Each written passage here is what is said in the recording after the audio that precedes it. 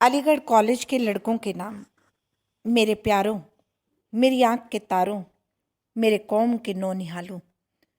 जिंदगी में मैंने इज्जत नामवारी बहुत कुछ हासिल की, मगर ये कहूँगा कि मेरा ये कहना बिल्कुल सच है कि तुम्हारी बेहतरी की तदबीर ही मैंने अपनी उम्र पूरी कर दी। तुम लोगों की तरक्की और बेहबूदी के ख्याल को ही मैं अपनी जिंदगी का हासिल समझता रहा। होश संभालने के दिन से आखिर दम तक इस कौमे मरहूम का मरसियाही मेरी जुबान पर जारी था। लाख लाख शुक्र की जगह है कि मेरी मेहनत बेकार ना गई। तुम्हारे लिए मैं जो कुछ कहना चाहता था उससे मैं बहुत कुछ पूरा हुआ। तुम्हें एक अच्छी हालत में देख लेने के बाद मैंने खुदा को जान सौंपी। उस दिन मेरी मज़ार पर आकर तुमने निढाल होकर अपने आंसुओं के मोती बिखेर दिए। उस वक्त की अपने दिल की कैफियत का क्या जाहिर करूं, मुझ पर क्या गुजरती थी, तब से मुझे कितनी बेचैनी है।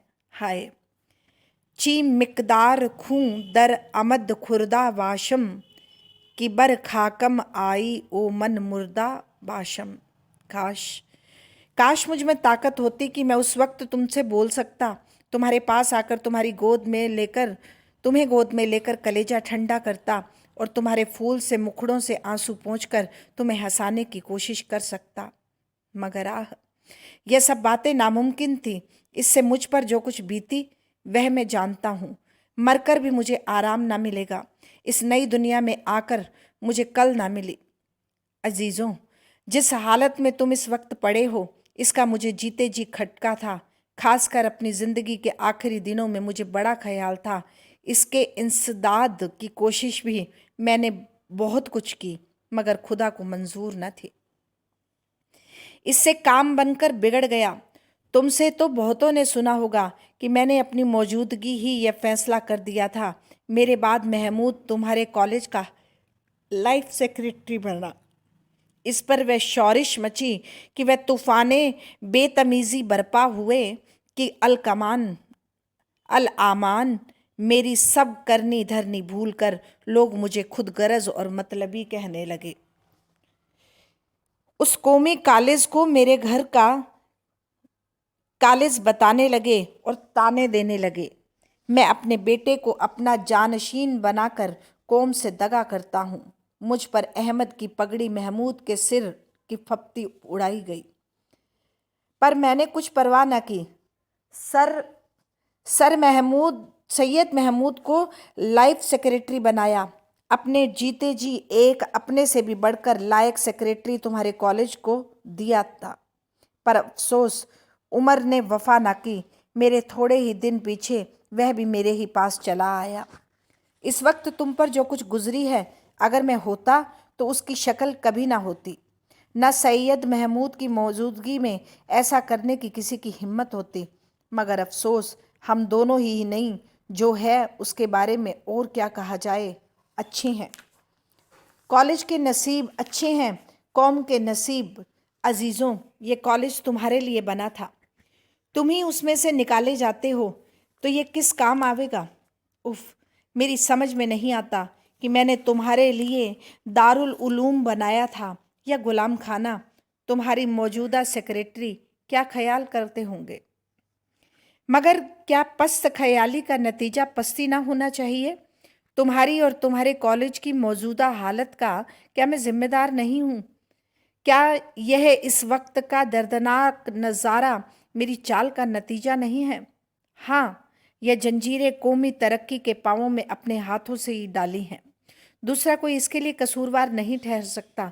मगर इब्तिदा से आखिर तक मेरी चाल एक ही रहती तो यह खराबी काहे को होती। कौमी पस्तिका ने ऐसा सीन देखने में ना आता। न जिल्लत से नफरत, न इज्जत का अरमा। मैं वही हूँ जिसने असबाबे बगावत लिखकर विलायत तक में खलबली डाल दी थी।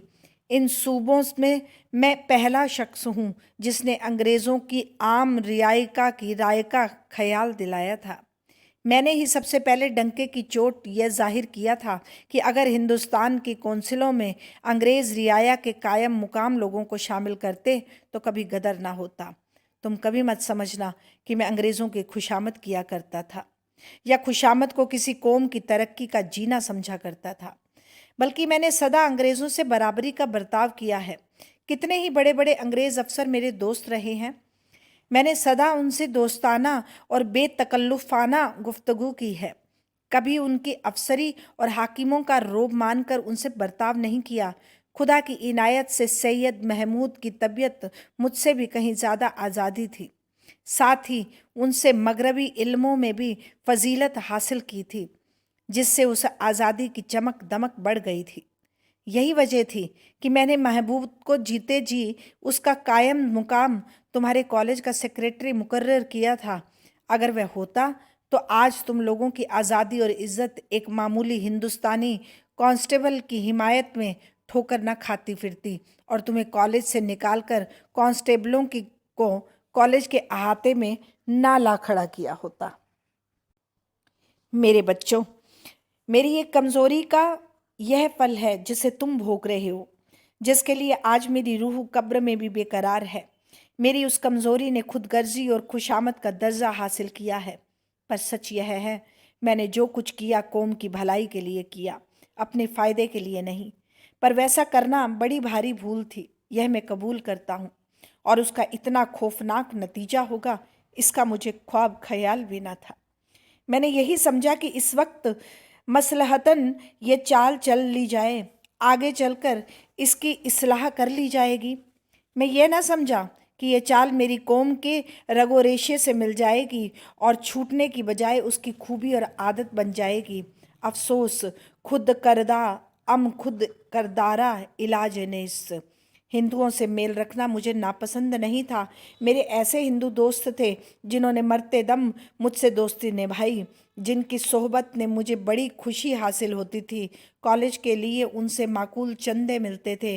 पंजाब में कॉलेज के चंदे के लिए दौरा करने के वक्त अपने लेक्चर में मैंने कहा था कि हिंदू मुसलमानों को मैं एक ही आंख से देखता हूँ।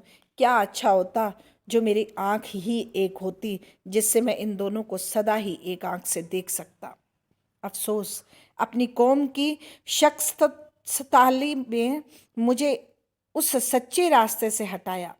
मैंने सन 1888 में इंडियन नेशनल कांग्रेस से मुखालिफत करके हिंदू मुसलमानों को दो आंखों से देखने का ख्याल पैदा किया। अपने उन्हीं सच्चे और पुराने ख्यालात का पर पानी फेरा जिसका दावेदार कांग्रेस में पहले मैं खुद था। ख्याल करने से ताज्जुब और अफसोस मालूम होता है, मैंने यह सच्चा सीधा रास्ता छोड़ा तो किसके कहने से असबाबे बगावत लिखने के वक्त मेरे पिछले ख्यालात का तरफदार था। उसी ने मेरी उस उर्दू किताब का अंग्रेज़ी तर्जुमा कर दिया। काश सर ऑकलैंड कॉल्विन इन सूबों से लेफ्टिनेंट गवर्नर न होते और इसी हैसियत में रहते जैसे इस किताब के तर्जुमा करने के वक्त थे। मेरे अजीज़ों, ज़माने की रफ्तार को कोई रोक नहीं सकता। वह सबको अपने रास्ते पर घसीट कर ले जाती है। अगरचे तुम लड़के नहीं, जवान हो। तुम में से कितनों की ही दाढ़ी मुझे भी निकल रही है, मगर इस कॉलेज में तुम पर्दे की बूब की तरह रखे जाते हो, गैर के साए से बचाए जाते हो। तुम्हारे हर काम पर अंग्रेज़ी प्रिंसिपल वगैरह वैसा ही पहरा दे रखते हैं जैसे मामा छू छू गोद के उंगली के सहारे के बालकों पर रखते हैं। पर इतने पर भी तुम निरे गोद के बच्चे नहीं बने रह सके। बहुत दबने पर भी तुम्हारे जवानों की तरह हिम्मत करनी पड़ी तुम्हें। गोद के बच्चे क्या सदा गोद में ही रह सकते हैं? उफ, अजीब मखमसे से फंसे हैं। तुम्हारे गोरे अफसर एक गोरे हाकिम की खुशामद को तुमने अजीज समझकर एक कांस्टेबल पर तुम्हें निसार करते हैं, और तुम्हारे सेक्रेटरी वफादारी के दामन पर दाग नहीं लगने देना चाहते। अगर वह तुम्हारी तरफदारी करें तो अंग्रेज़ अफसर उन्हें बागी समझें। तुम्हारी सांप छुछुंदर की सी हालत हुई। सबसे गज़ब की बात है कि यह पस्त हिम्मती मेरे ही पाले में बताई जाती है और इसका अमलदार आमद करना मेरी रूह को सवाब पहुंचाना समझा जाता है। मेरा जी घबराता है। हाय, एक मामूली सी कमज़ोरी के लिए वह ज़िल्लत जो झूठे टुकड़े अंग्रेज़ अपनी मेज़ पर इस मुल्क के हिंदू मुसलमानों की तरफ फेंक देते हैं। उनमें से 2-4 मुसलमानों के लिए ज़्यादा लपक लेने की यह ज़िल्लत, इस वक्त कुछ समझ में नहीं आता कि क्या कहकर तुम्हें तसल्ली दूं। तुमसे एक उल्लू अज़्म शायर का एक मिसरा पढ़कर यह खत ख़त्म करता हूँ कि तुम ही अपनी मुश्किल को आसान करोगे। सैयद अहमद अज जन्नत, भारत मित्र, 9 मार्च 1907 ईस्वी। अलीगढ़ कॉलेज के